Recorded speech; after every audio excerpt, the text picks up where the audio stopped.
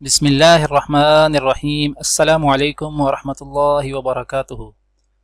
آج ہم رسول اکرم صلی اللہ علیہ وآلہ وسلم کا دین کے کاموں میں افضل عمل کے متعلق ایک فرمان بیان کریں گے انشاءاللہ۔ اس سے پہلے آپ سب سے گزارش ہے کہ اس ویڈیو کو آگے ضرور شیئر کریں، جزاک اللہ۔ حضرت عبداللہ بن مسعود رضی اللہ تعالی عنہ بیان کرتے ہیں کہ میں نے رسول اللہ صلی اللہ علیہ وآلہ وسلم سے پوچھا کہ دین کے کاموں میں کون سا عمل افضل ہے؟ آپ صلی اللہ علیہ وآلہ وسلم نے فرمایا، وقت پر نماز پڑھنا۔ میں نے پوچھا اس کے بعد؟ آپ صلی اللہ علیہ وآلہ وسلم نے فرمایا، والدین کے ساتھ نیک سلوک کرنا۔ میں نے پوچھا اور اس کے بعد؟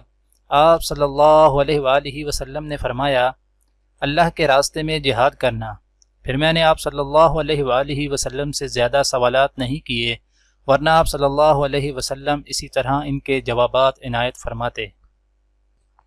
دعا ہے کہ اللہ تعالی دنیا اور آخرت کی تمام بھلائیاں عطا کرے، عمل کی توفیق دے۔ سبحان ربک رب العزت عما یصفون وسلام علی المرسلین والحمد للہ رب العالمین، آمین۔